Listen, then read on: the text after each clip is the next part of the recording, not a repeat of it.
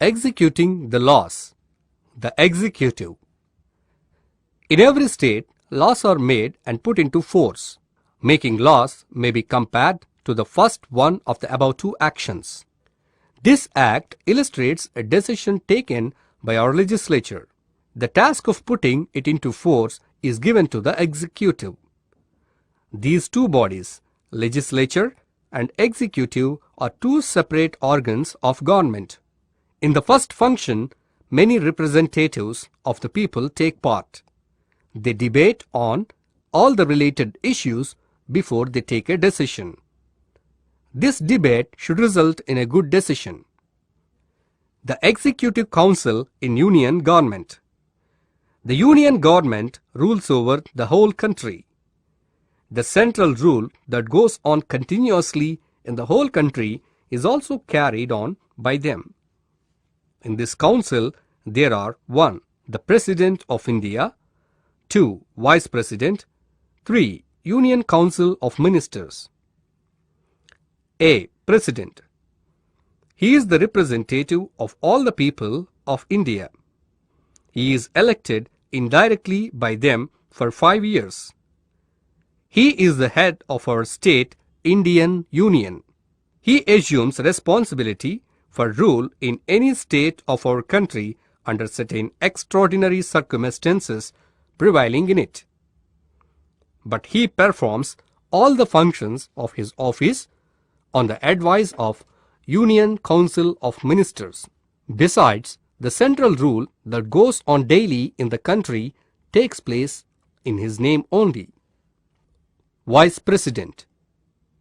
He is also the representative of all the people of India. Besides, he too is elected indirectly. He acts also as the head of Rajya Sabha.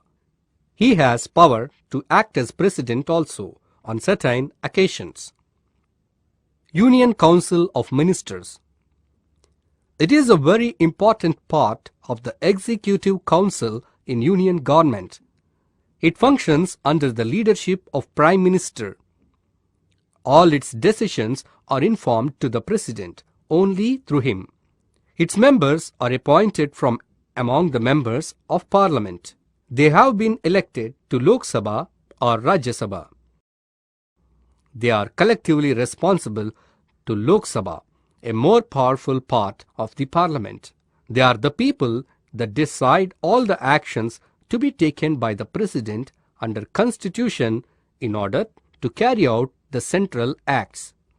If the Lok Sabha passes a vote of no confidence, the Union Council of Ministers, together the Prime Minister, should resign. Alternatively, the President may dissolve the Lok Sabha on the advice of Council of Ministers. In this way, people's representatives on the Executive Council in Union Government function in the government to enforce the central acts. In this work, they take the services of Union Government officials. The Executive Council in State Government. In the federation of our country, as already learnt by us in the previous units, powers have been distributed between the Union and the state governments. Laws are therefore made by them on their respective subjects. So, like the central legislature that makes laws, the state legislature too makes laws. In it, we have the state governor, the state council of ministers, and the state chief minister. Governor. While the president is the head of our state as a whole, governor is the head of a state like Andhra Pradesh or Tamil Nadu, etc. He is appointed by the president. He is not elected by people either directly or indirectly. State Council of Ministers. In this council, we have the chief minister and the ministers. They have been elected directly by the people either to the Vidhan Sabha or the Vidhan Parishad in the state. The state rule is carried on by them. But like the union rule which takes place in the name of president, State rule also takes place in the name of governor, like the Prime Minister who has leadership over the union rule. The Chief Minister has leadership over the state rule.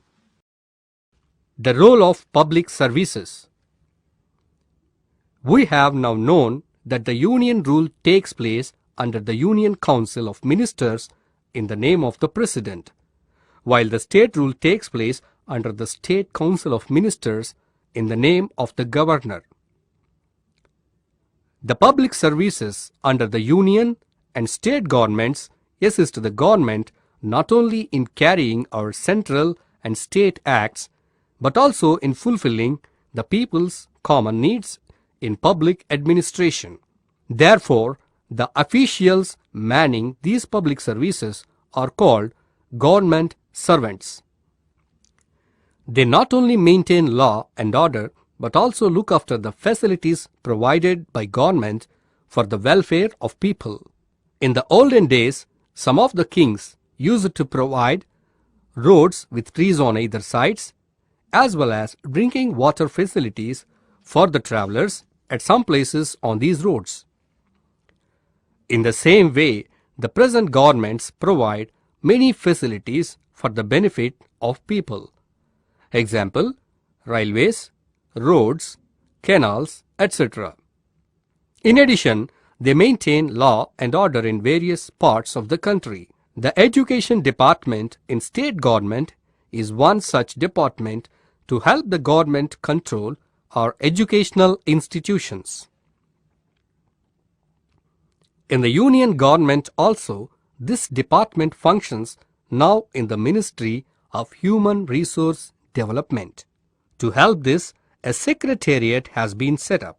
It functions with the secretaries to government and their staff. They work in different departments. The ministers direct them. Thus, officials assist the Council of Ministers mainly to carry out the acts. Besides, in modern states, many officials work in public sector undertakings for the benefit of people. Road Transport Corporation is one of them. All members of public services should work hard to assist the government in their administrative activities. All these activities should conform to the laws. So the public services play an important role to carry out the laws under the leadership of Council of Ministers at the state and union levels.